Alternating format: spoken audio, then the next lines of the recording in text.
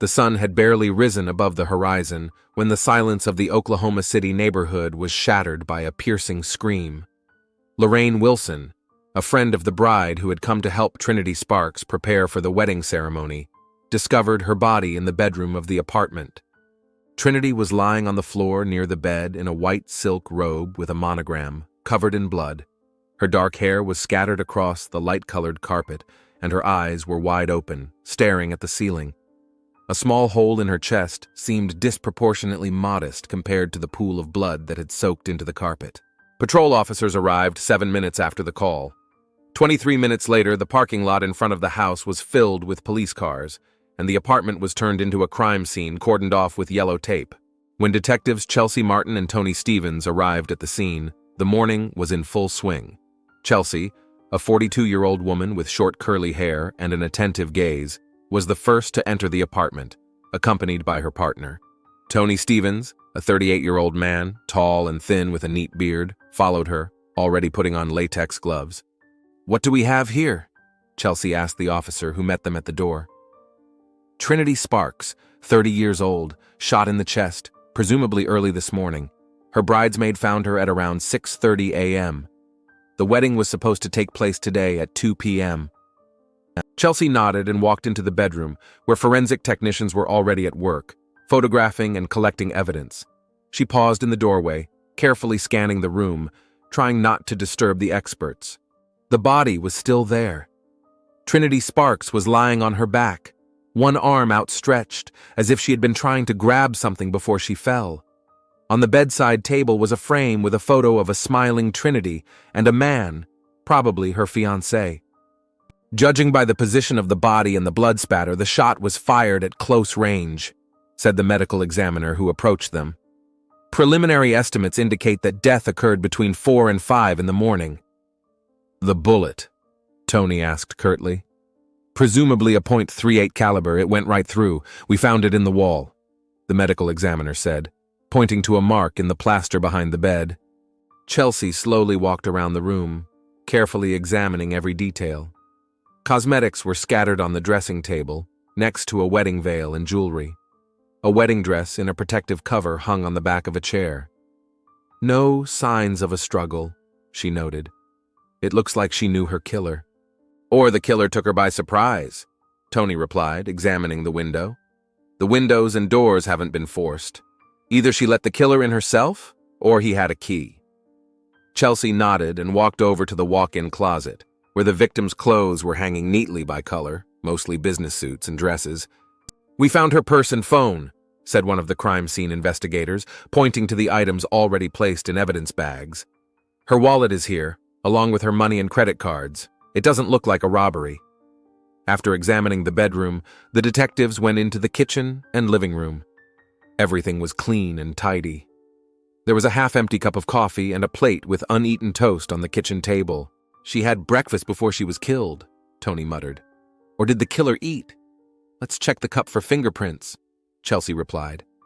She opened the refrigerator. It was half empty, but there was a supply of champagne. She was getting ready to celebrate. On the coffee table in the living room was a folder labeled "Wedding Plan." Chelsea leafed through it. Guest lists, menus, seating plans. Everything was organized down to the last detail.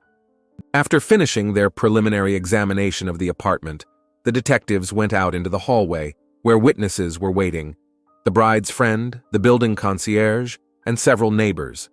Lorraine Wilson, a 28-year-old woman with tear-stained eyes, said that Trinity had been happy and excited about the upcoming wedding. They had spoken on the phone around 9 the previous evening, discussing the final details. "She was so full of life, you know. I can't believe she's gone," Lorraine sobbed. "Who could have done this? Was there anyone who might have wanted to hurt her?" Chelsea asked. "Maybe an ex-boyfriend? A disgruntled co-worker?" Lorraine shook her head. "Everyone loved Trinity. She was kind and caring. Sure, she had exes, but nothing serious. She met James 2 years ago, and they were the perfect couple." "Where is James now?" Tony asked. "I called him right after I found her." Lorraine's voice faltered. "He should be on his way. They didn't spend the night together. Trinity believed in tradition." The concierge, An elderly man named Walter Johnson said he hadn't seen anyone unusual that night, but admitted that he had dozed off between 3 and 5 in the morning. "It's usually quiet here. All the residents are decent people," he said guiltily. "Besides, if one of the residents brings a guest, I don't always make a note of it." The neighbors had little to add. No one heard a gunshot or any suspicious noises. Only a woman from the apartment across the hall mentioned seeing someone leave the building around 5 in the morning, but she was too sleepy to get any details. Robert Sparks, Trinity's father, soon arrived at the scene. A large, 58-year-old man with graying hair and an authoritative face, he looked shaken but maintained his dignity. The detectives took him aside for a conversation. "Mr. Sparks, please accept our condolences," Chelsea began. "We need to ask you a few questions." Robert Sparks nodded, his gaze fixed on the door of the apartment where his daughter's body lay. "Who would want your daughter dead?" Tony asked. Sparks slowly turned his gaze to the detective. "Trinity? No one. She was an angel, but—" He paused. "Maybe it has something to do with me." Chelsea raised an eyebrow. "What do you mean?" "I own a construction company," Sparks explained. "I've been having problems with competitors for the past few months. First, there were threatening phone calls, then vandalism at construction sites. A month ago, one of our warehouses was set on fire." "Did you report it to the police?" Tony asked. "Of course. There's an open case. Detective Morrison is on it." "Who do you think is behind these threats?" Chelsea continued. Sparks clenched his fists. "I think it's Frank Dawson. He owns a rival company. We were both bidding on a big government contract, and I won. That's when the problem started." "Did Dawson threaten you personally?" Tony took out his notebook and made a note. "No, he's too smart for that, but I'm sure he's behind it." "What about Trinity's fiancé?" Chelsea asked. "What can you tell me about him?" "James? He was a good guy. He worked at a bank. Trinity was happy with him, and I had no objection to their marriage." "Did Trinity have any problems with anyone? Maybe at work or in her personal life?" Chelsea continued. "Not that I know of. She loved her job at the insurance company and had a good group of coworkers. As for her personal life..." Sparks paused. "I didn't get involved, but she seemed happy the last couple of years." At that moment, an officer approached them and informed them that the victim's fiancé had arrived. The detectives apologized to Sparks and headed toward the young man standing at the police tape, his face contorted with grief. James Harris, a 33-year-old bank employee, was in shock. He repeated that he had spoken to Trinity last night before going to bed and that everything was fine.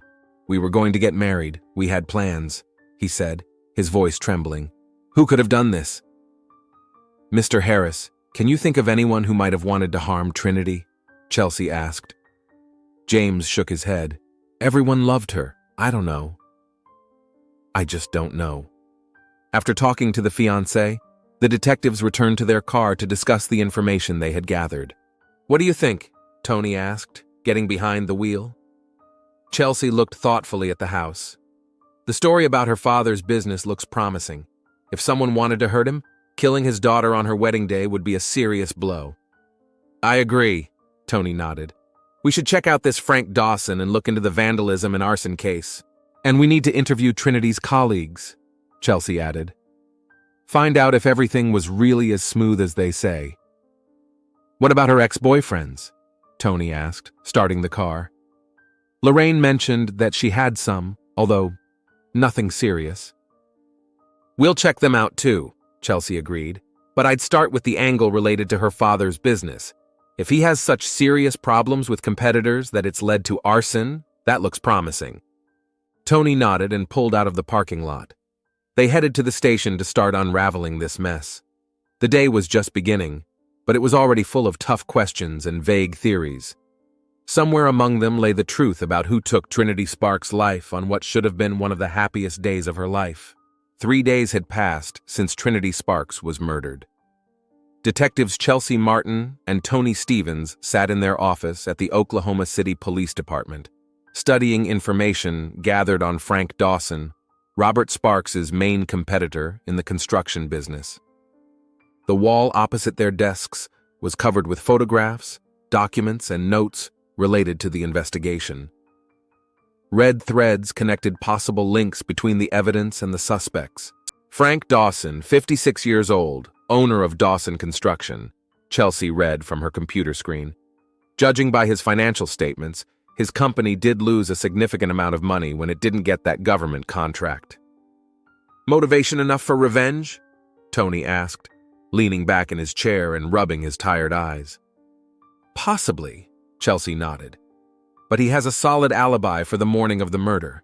He was fishing with two friends starting at 3 in the morning. They have photos with timestamps, and the marina attendant confirmed their presence. Tony sighed. What about his henchmen? He must have people to do his dirty work. We've checked all his closest associates. Chelsea shook her head.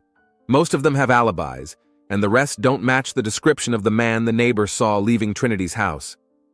Even assuming it was a hitman, Tony continued, why go to such lengths? Why not just attack Sparks himself? Chelsea tapped her pen thoughtfully on the table. I'm thinking the same thing. Killing your daughter on her wedding day is too personal. It seems more like a crime of passion than a business vendetta. The conversation was interrupted by the ringing of the phone. Chelsea answered, spoke briefly, and hung up. Detective Morrison wants to meet with us. He was investigating the vandalism at Sparks construction sites. Half an hour later, they were sitting in Detective Morrison's office, a short man with a neat gray beard and a sharp gaze. I've looked over your request on the Sparks case, Morrison said, handing them a folder. To be honest, I don't think Dawson had anything to do with these incidents. Why not? Tony asked, opening the folder. Because it's not his style. Morrison leaned back in his chair. Dawson is a tough businessman, but he plays by the rules. In 30 years in the business, he's never had a serious charge against him. And now all of a sudden, arson and vandalism? It doesn't add up. What do you think of Sparks himself? Chelsea asked. Morrison hesitated. Between us? He's not the nicest guy, and he's got problems other than Dawson. Over the last year, he's made enemies among his suppliers by not paying his bills, and he's pissed off the construction union by firing a crew without compensation. I'm not surprised he has problems, but it's hard to prove anything. Do you think the vandalism case could be connected to his daughter's murder? Tony asked bluntly. I doubt it. Morrison shook his head. Vandalism and arson are one thing, but murder is quite another. Besides, why kill your daughter? It would make more sense to attack Sparks himself. Chelsea nodded. We're thinking along the same lines. After leaving Morrison's office, the detectives decided to talk to Robert Sparks again. They met him in his office, a spacious room on the top floor of a small building owned by his company. Sparks looked tired, but composed. Detectives, any news? He asked, motioning them to chairs in front of his desk. We'd like to ask you a few more questions about your business relationships, Chelsea began. Besides Frank Dawson, do you have any other serious conflicts? Sparks hesitated. I thought you had already decided that Dawson was the prime suspect. We're looking at all possibilities, Tony said softly. Dawson has a solid alibi for the morning of the murder. Sparks frowned. Of course he has an alibi. He wouldn't get his hands dirty himself. But this was definitely his doing. Mr. Sparks, Chelsea leaned forward.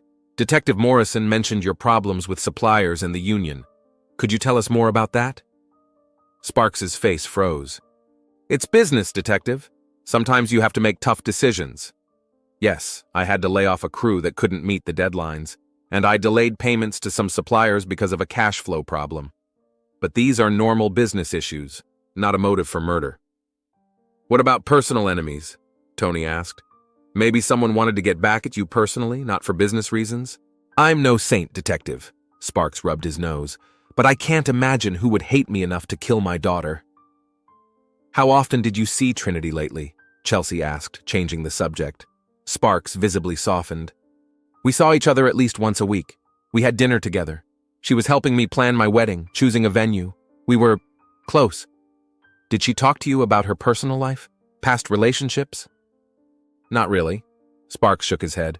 Trinity was independent. I knew about some of her boyfriends, but she didn't go into details. When she met James, I was happy for her. He seemed reliable. The detectives asked a few more questions but didn't learn anything significant.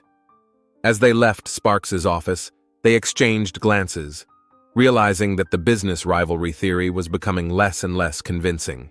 That evening, Chelsea received a call from the medical examiner, Dr. Anderson.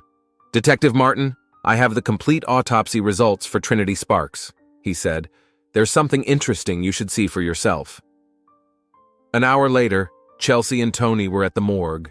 Dr. Anderson, a tall, thin man with a neat beard, met them at the entrance and showed them into his office. "So, the cause of death has been confirmed. A gunshot wound to the heart," Anderson began, opening the folder with the report. "Death was instantaneous.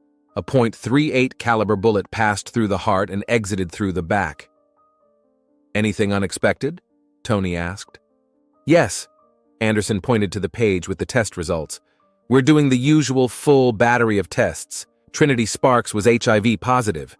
Chelsea and Tony exchanged glances. "Are you sure?" Chelsea asked. "Absolutely," Anderson nodded. "Judging by the markers in her blood, the infection occurred at least 2 years ago. She must have known about her status. Antiretroviral drugs were found in her purse." "Could that be related to the murder?" Tony asked. Anderson shrugged. "That's for you to decide, Detective. I'm just presenting the facts. But considering she was about to get married..." "Did her fiancé know?" Chelsea said thoughtfully. "That's worth finding out." "There's something else," Anderson added, flipping through the pages of the report. "Fingerprints were found in Trinity's apartment that didn't belong to her fiancé, or her bridesmaid. They couldn't be identified in the database. So the killer has no criminal record," Tony concluded. "That narrows it down." Leaving the morgue, the detectives decided to talk to James Harris immediately. They found him in his apartment, which was small but comfortably furnished. James looked exhausted, his eyes red from lack of sleep. "Mr. Harris," Chelsea began after exchanging greetings, "we need to ask you a personal question. Did you know about Trinity's health condition?" James frowned. "What do you mean?" "Trinity was HIV positive," Tony said bluntly. "Did you know that?" James's face changed. He slowly sank onto the sofa, his shoulders slumping. "Yes, I knew," he replied quietly. "She told me a month after we started dating. She said she'd understand if I wanted to leave." "But you stayed," Chelsea remarked. "I loved her," James replied simply. "We were careful. I got tested regularly and my status remained negative. It wasn't a problem for us." "Did anyone else know about her status?" Tony asked. James shook his head. "She was very secretive about it. She was afraid of being stigmatized. As far as I know, the only people who knew were her doctor and possibly the person who infected her." "Who was that?" Chelsea leaned forward. "She never said directly," James replied. "Do you remember the names of her exes?" "Once, when we were discussing past relationships, she mentioned a guy named Rick. I didn't ask for details. That was before me." Chelsea made a note in her notebook. "Do you know this Rick's last name?" James thought for a moment. "Powell, I think. Rick Powell. She only mentioned him a couple of times. They broke up a long time ago." After talking to James, the detectives returned to the station. It was late, but they decided to start looking for information about Rick Powell immediately. "Rick Powell, approximately 35 years old, former boyfriend of Trinity Sparks," Chelsea said, typing the information into the search engine. "Let's see what we have." A few minutes later, the results appeared on the screen. "Richard Rick Powell, 35 years old, security systems technician, residing in Oklahoma City," Chelsea read. "No criminal record, just a couple of speeding tickets." "Any address?" Tony asked, glancing at the monitor. "Yes, north of the city," Chelsea nodded. "Not the most prestigious neighborhood, but not a slum either." "What else do we have on him?" Tony took his notebook. "He's been working for Safeguard Security for the last 7 years," Chelsea continued, flipping through the results. "He's not very active on social media. Judging by the photos, he likes fishing and motorcycles. He's single with no children." Tony frowned. "We need to find out if they had any conflicts with Trinity, and if he has an alibi for the morning of the murder."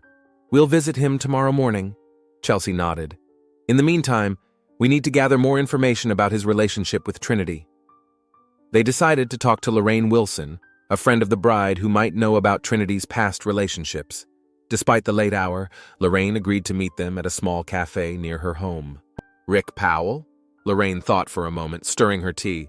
Yes, they dated for about a year, maybe a little longer. That was before James, about 4 years ago. What were they like? Chelsea asked. Good at first, Lorraine replied. Trinity was really into him. Rick seemed like a reliable guy with a job and his own place, but then something changed. Trinity became withdrawn and often canceled our get-togethers. When I asked if everything was okay, she just said she was tired. Did they break up amicably? Tony asked. Lorraine shook her head. Not exactly. I don't know the details. Trinity didn't like to discuss her problems, but one day she just said that it was over with Rick, and she didn't want to talk about him anymore. That was unusual for her. She usually took a long time to get over breakups, analyzing what went wrong. But this time, it was as if she had cut him off. Did you ever meet Rick in person? Chelsea asked. A few times, Lorraine nodded. At parties, dinners, he seemed normal, a little withdrawn maybe, but polite, attentive to Trinity. Did you keep in touch with him after they broke up? Tony asked. No. Lorraine shook her head. He just disappeared from our circle of friends. I haven't heard from him since they broke up. Did you know about Trinity's health? Chelsea asked cautiously. Lorraine looked down. You mean her HIV status? Yes, I knew. She told me about a year after she found out herself. We'd been friends since childhood, and she never kept secrets from me. The detectives asked a few more questions but didn't learn anything new. After saying goodbye to Lorraine, they returned to their car. In any case, Chelsea concluded, we have a serious conversation with Mr. Powell tomorrow. The next morning, Chelsea and Tony arrived at the apartment building on the northern outskirts of town where Rick Powell lived. The building was old but well-maintained, with a small parking lot in front of the entrance. Powell's apartment was on the 3rd floor. The detectives rang the doorbell, but there was no answer. They were about to leave when an elderly woman peeked out of the neighboring apartment. Are you looking for Rick? She asked, eyeing the detectives curiously. He's usually at work at this time. He leaves at 7 in the morning and comes back after 6. Thanks for the information, Chelsea smiled, showing her badge. We're with the police. Have you known Mr. Powell for long? He's lived here for about 5 years, the woman replied. He's a good neighbor, quiet, always says hello. He's been a bit gloomy lately, though. It's probably because of his illness. Illness? Tony asked, instantly alert. Yes, he went to the doctor recently.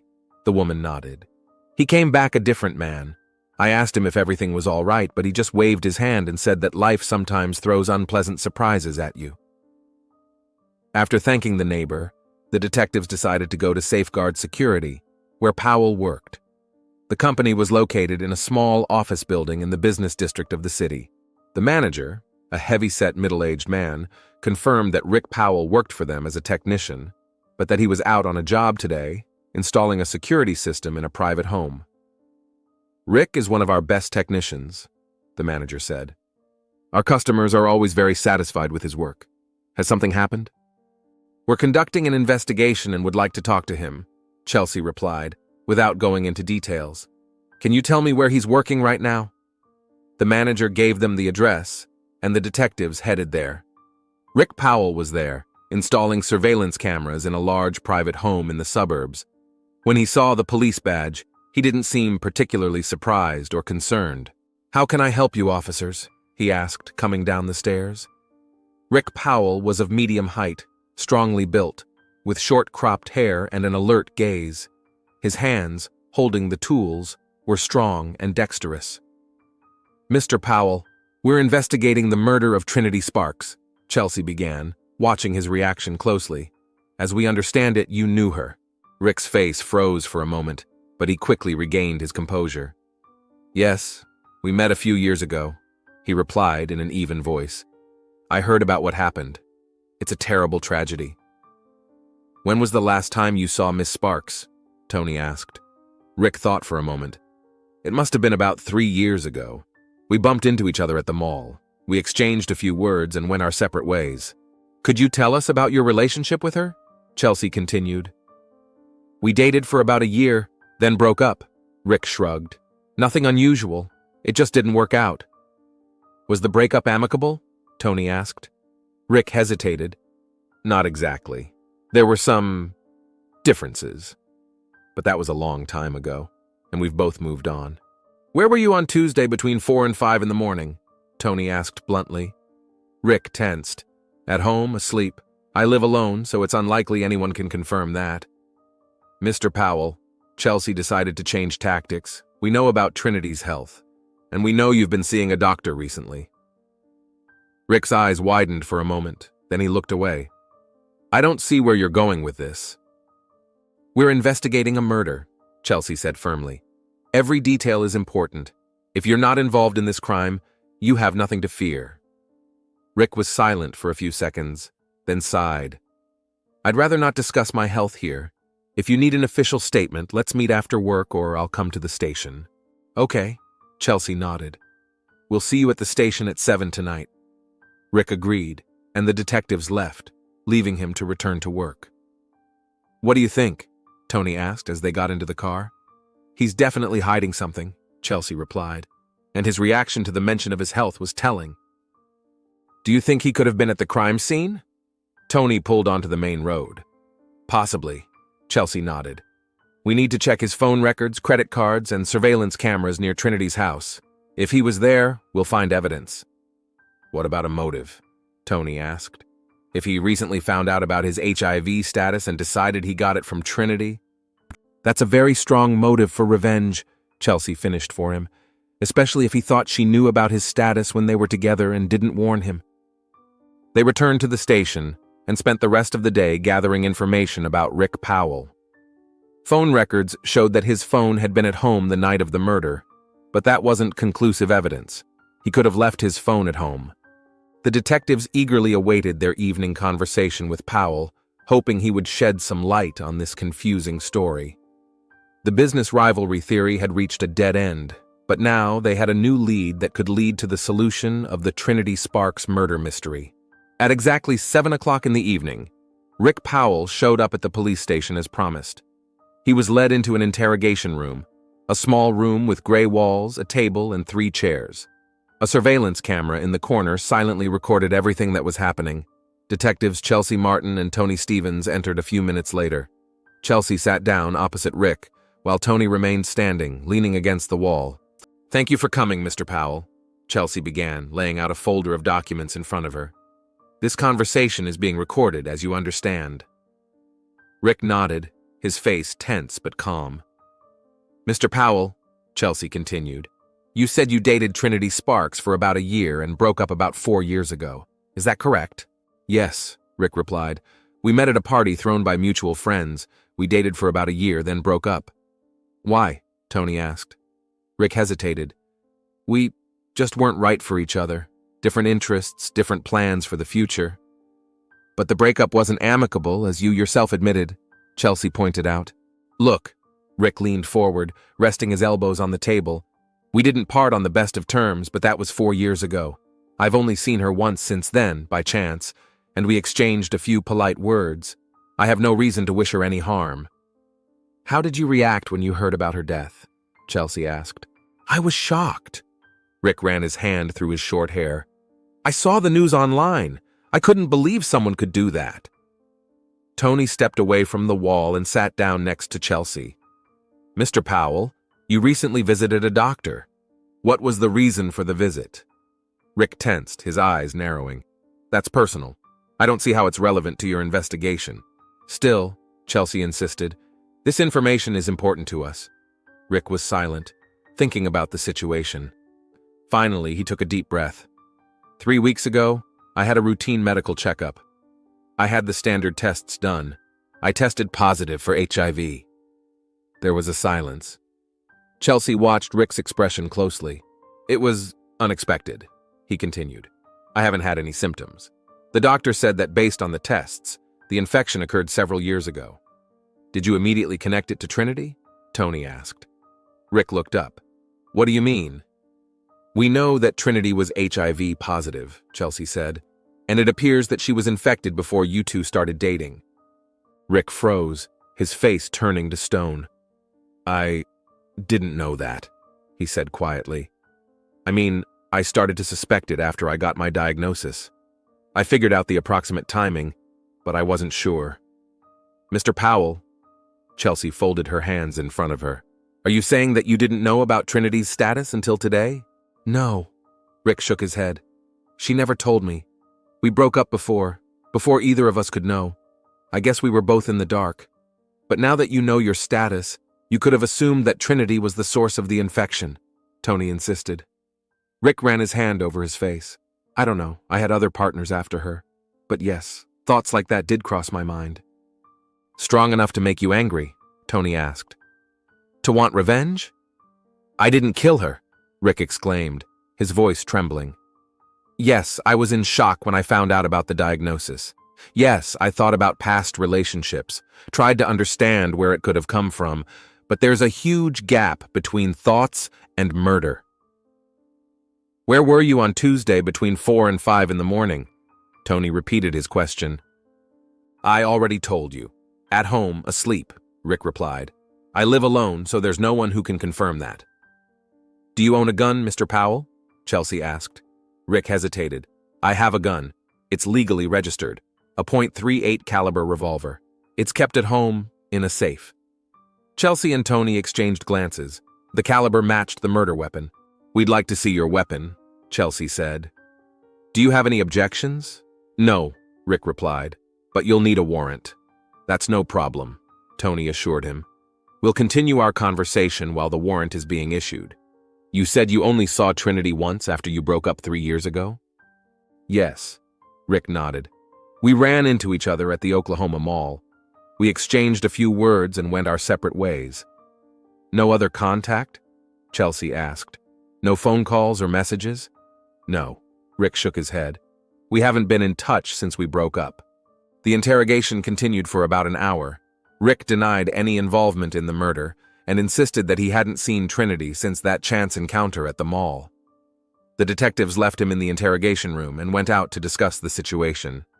He's hiding something, Tony said as soon as they were in the hallway. He has a motive and a weapon of the right caliber. But we need proof, Chelsea replied. A search warrant for his apartment and the seizure of the weapon are already in progress. Let's see what the ballistics say. At that moment, a young officer approached them. Detective Martin, we've got the results of the surveillance camera check near Trinity Sparks' house. There's something interesting. The officer led them into a room with monitors and started the video. This is footage from a camera at the gas station across the street from the victim's house. It was 4:15 a.m. The screen showed a dark sedan pulling up to the curb. A man got out of the car, his face hidden by the hood of his sweatshirt, but his build and gait were very similar to Rick Powell's. And here's footage from the same camera at 5:02 a.m., the officer continued, switching the video. On the screen, the same man was walking quickly toward the car, getting behind the wheel and driving away. We can't clearly identify the face, the officer said, but we checked the license plate. It's registered to Richard Powell. The detectives exchanged glances. I think it's time to talk to Mr. Powell again, Chelsea said, and this time with video evidence. They returned to the interrogation room. Rick sat staring into space but sat up straight when the detectives entered. Mr. Powell, Chelsea began, sitting down across from him, we have some new evidence. She laid out the printed surveillance camera footage on the table. This is your car, right? Captured by a surveillance camera across from Trinity Sparks' house on the night of the murder. Rick stared at the photos for a long time, then closed his eyes and took a deep breath. I want a lawyer, he said quietly. That's your right, Chelsea nodded. But before we end this conversation, think about this. If you cooperate with us, it will be taken into account when charges are filed. If you have something to say, now is the time. Rick was silent for several minutes, lost in thought. Finally, he opened his eyes again and looked at the detectives. Okay, I'll tell you what happened. But I didn't plan to kill her. It got out of control. Chelsea nodded. We're listening. Rick interlaced his fingers on the table. When I found out about the diagnosis, it was like a punch in the gut. I couldn't believe it. The doctor said that based on the tests, I could have been infected for several years. I started thinking about past relationships, trying to figure out who could have been the source. And Trinity? She was the only one who fit the timeline. He paused, gathering his thoughts. I didn't know for sure. I didn't want to believe that she could have known and not told me. But then I accidentally saw an announcement about her upcoming wedding on social media, and something inside me broke. I thought, does her fiancé know? Did she tell him, unlike me? And you decided to talk to her, Tony said. Yes, Rick nodded. I just wanted to talk, to find out the truth. I knew she was an early riser. She had been that way since we were dating, so I arrived early in the morning, hoping to catch her before the wedding rush began. What happened when you got there? Chelsea asked, trying to sound calm and not show her emotions. She was surprised to see me at the door, Rick continued. At first, she didn't even want to let me in, but I insisted, saying it was important, that we needed to talk for just 5 minutes. In the end, she agreed. He paused, gathering his strength. We sat down in the kitchen. She offered me coffee and tried to be polite, but I could see she was nervous. I got straight to the point. I told her I had recently found out about my HIV status and asked if she knew about hers when we were together. What did she say? Chelsea asked quietly. At first she denied it, Rick replied. She said she found out after we broke up, but I could see in her eyes that she was lying. I pressed her, and she broke down. She admitted that she had known before we got together, that she was afraid to tell me, afraid I would leave her. His voice trembled. She said we'd always been careful, and she thought the risk was minimal, that she didn't want to lose me. And when I asked her if her fiancé knew, she said yes, that he knew and accepted her for who she was. And that made you angry, Tony concluded. Yes, Rick admitted. I was furious. She took away my choice. She condemned me to a lifetime of illness, while she was going to live happily with a man she trusted more than me. I yelled at her. She started yelling back, saying that I'd always been selfish, that she was right to be afraid of my reaction, that it was my fault for not insisting on the tests. He fell silent, staring at the table. I don't remember how I got the gun. I just remember her looking at me in horror when I pointed it at her. And then, the shot. She fell, and I couldn't believe I had done it. The room was plunged into a heavy silence. What happened next? Chelsea asked after a while. I panicked, Rick replied. I threw the gun in the car and drove home. I took a shower, got changed. I tried to convince myself it was a bad dream, but then I saw the news. Rick looked up at the detectives. I didn't plan to kill her. I just wanted to know the truth. But when she confessed, something inside me snapped. I can't explain it. Chelsea stood up. Richard Powell, you are under arrest on suspicion of the murder of Trinity Sparks. You have the right to remain silent. Anything you say can and will be used against you in court. You have the right to an attorney. If you cannot afford an attorney, one will be provided for you. Do you understand these rights? Yes, Rick replied quietly. Tony handcuffed him, and 2 officers led Rick away to a cell. The detectives remained in the interrogation room gathering documents. Do you think he's telling the truth? Tony asked. That he didn't plan the murder? Maybe, Chelsea replied. But he didn't take the gun with him by accident, and he drove to her place before dawn, knowing he'd find her alone. The prosecution will insist on premeditated murder, Tony remarked. With aggravating circumstances, murder on the day of the wedding seems particularly cruel. The jury may see mitigating circumstances, Chelsea objected. The emotional shock of the diagnosis, the betrayal of trust. In any case, Tony concluded, the case is now in the hands of the district attorney and the court. Our work is done. The detectives left the interrogation room. Routine but necessary work awaited them. Filing paperwork, securing Rick's gun for ballistics testing, preparing reports. But the main part of the investigation was complete. The next day, Chelsea and Tony met with Robert Sparks, Trinity's father, to inform him personally that the investigation was closed. Drugs, Sparks whispered, when the detectives told him about his daughter's diagnosis. She could only have contracted it from drugs. My daughter wasn't... Mr. Sparks, Chelsea interrupted gently. HIV can be transmitted in many ways. What matters is not how a person became infected, but how they live with the diagnosis. Your daughter was a strong woman who didn't let her illness define her life. Sparks shook his head. Why didn't she tell me? I could have helped, supported her. Maybe she was afraid of being judged, Tony suggested. Many people with HIV face stigma. She knew I loved her no matter what, Sparks' voice faltered. She was my only daughter. After meeting with Sparks, the detectives drove to James Harris, Trinity's fiancé. He greeted the news of the killer's capture with grim relief. He'll get what he deserves, James said, holding a photo of Trinity in his hands. But that won't bring her back. Did you know about her past relationship with Rick Powell? Chelsea asked. She mentioned him. James nodded. She said he was a good man, but they weren't right for each other. She never went into details. You showed great courage in accepting her diagnosis, Tony remarked. It wasn't courage, James shook his head. It was love. I just loved her for who she was, with all her strengths and weaknesses, with her past, her present, and... His voice trailed off. The future we were supposed to have. That evening, Chelsea Martin sat at home looking at the case files spread out on the coffee table. Tomorrow, these documents would be turned over to the archives, and the case would be officially closed. But some questions would remain unanswered. Did Trinity know about her status when she met Rick? Did she deliberately hide her diagnosis, or did she find out about it later?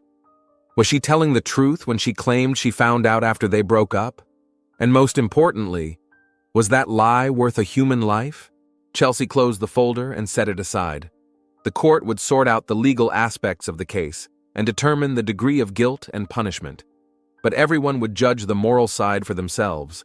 Her phone vibrated. It was Tony. Ballistics confirmed it, he said without greeting her. Powell's gun is the murder weapon. I had no doubt, Chelsea replied.